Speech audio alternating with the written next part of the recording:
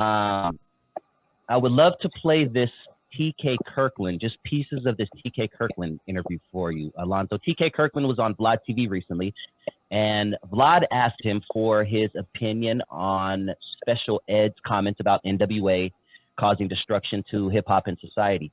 TK Kirkland, for anyone who doesn't know, actually has a long history with the members of NWA. He opened up for them on their tour back in the late 80s.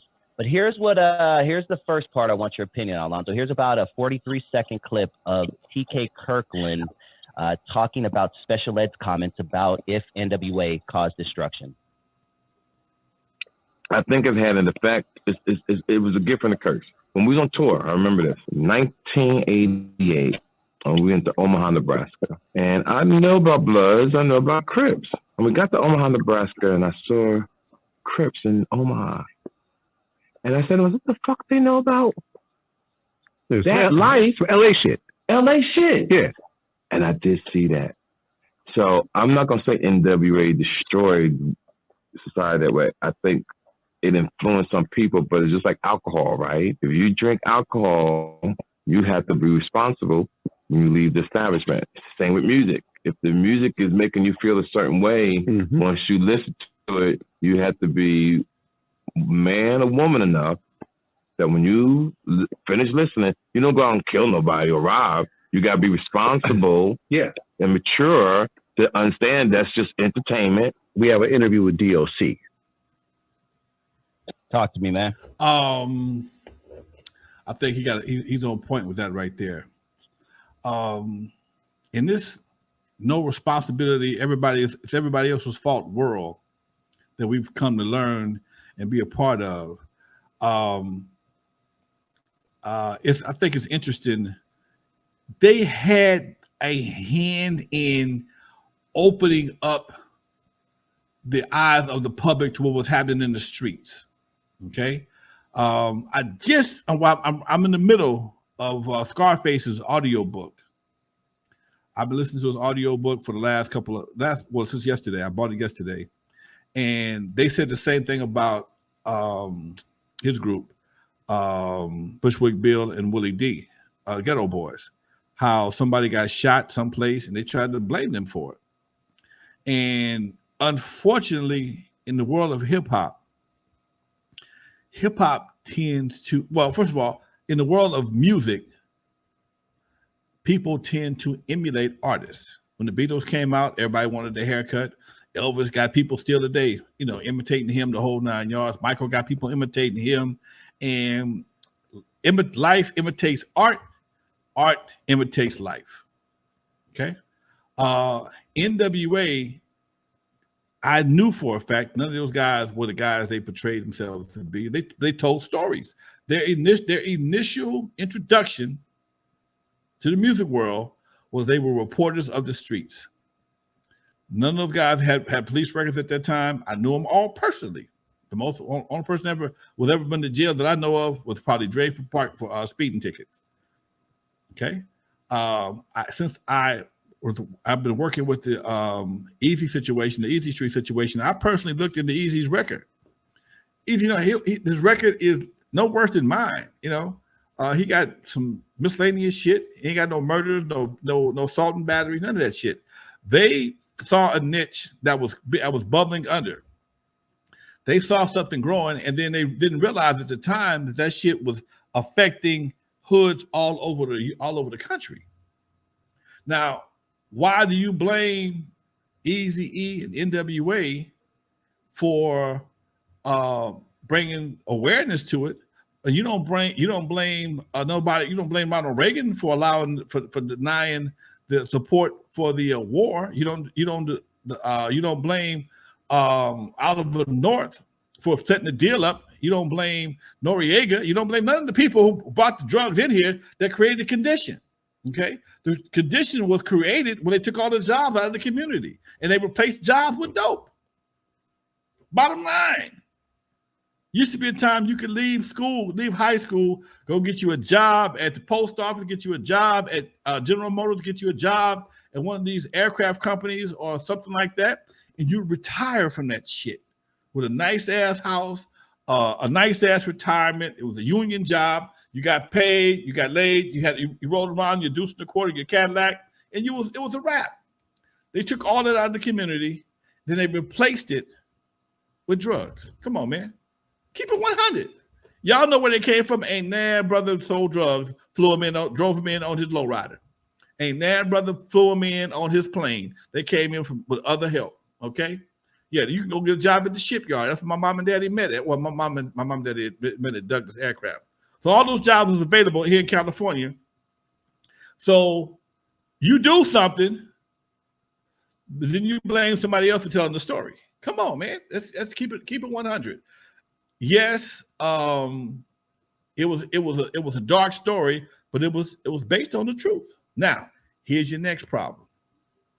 When you're telling the story, most people don't vet the person telling the story. That's one of the problems I have right now in the world of hip hop. A lot of people are trying to insert themselves into the history of hip hop, especially West Coast hip hop.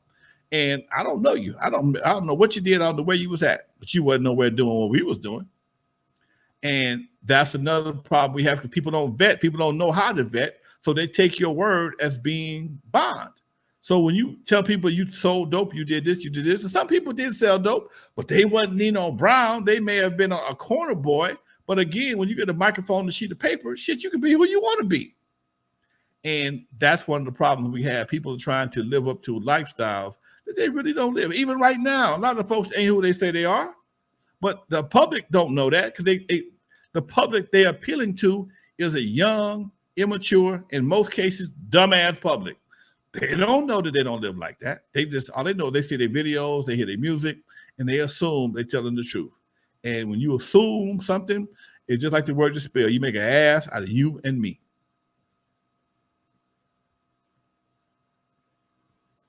Yep.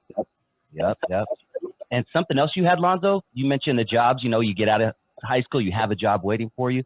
Something else you guys had that I don't even remember us really having in the 90s, in the early 90s, late 80s, early 90s, when I was coming up with, you guys had wood shop and shit. You had welding.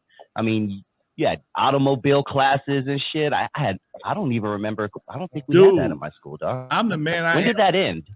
That ended right after I got out of high school. OSHA came in. See, it's always some bullshit. See, when I went to school, OSHA wasn't around. OSHA didn't come around to the 70s. OSHA is a state. It's a state organization that comes in and makes sure work environments are safe. Okay, forgot what it stands for, but that's what it was. OSHA came in at some point in time and told the wood shop teacher, the metal shop teacher, told the school districts that having these kids around these tools and these drills and these saws is unsafe. Because I'm telling you, dude, we was some sawing, welding, cutting, box building, go-karting, making asses in the ninth grade, not even high school, the 9th grade. Most of the skills I have right now, if I was here by myself, I would show you I have a 6-foot toolbox full of tools, drills, saws, screws, nails, whatever I need, glue. I can build almost any damn thing I want to build because I learned it in junior high school. And I got years of experience. Most of my DJ shit I built from the experience I learned in junior high school. My first DJ stand, I learned how to use a jigsaw and a drill and glue, and I cut my own shit out and made it work. And I wasn't afraid to do shit. Okay, and that's what you learn. That's what school does. It gives you the confidence when somebody looking over your shoulder. All right, that ain't what you do. Do it this way. Blah blah blah. But they took it out of there. Now to get the same skills, you got to take your ass to DeVry. Spend $7,000-8,000 or more. Okay, might not get a job, but you're gonna get the same skills. My son right now is going to diesel mechanic school. Cost him $42,000. 42,000 to go to do some, and in 7 months, 8 months a year, 7 8 months to do for the class, and he got to do another year or so apprentice. Okay, yeah. So when I got to Centennial, by the time I got to Centennial, we still had wood shop, we still had metal shop, we had auto shop. I'm sorry, but we didn't do shit. We had a car, and everything all we did was talk and point. When I got to Gardena, we was popping out spark plugs, dropping in tie rods, messing with pistons and valves and adjusting carburetors. We didn't drive no cars. We knew how to take off tires. And then I became a lowrider while I was in school. So everything I'm learning Monday through Friday, I'm applying on the weekend to keep my little ragged ass car running. And that was the difference in these times. So we were set up big time. But everybody blames the person at the end. They don't blame the beginning. They took out those jobs and they took out that education in the schools and made us dependent on everything. Niggas ain't got no skills. Okay, they ain't got no skills, but he can be a sack of dope. Now the skills to develop was cooking dope, cutting up dope, and watching the dope house. That's your new skills. Okay, they took out all the skills from the schools, all the skills that you needed. Now you could go to junior college, but most cats are so tired of high school they don't want to go to junior college. Compton College right now got some of the best programs in the world when it comes to auto mechanics and things of that nature.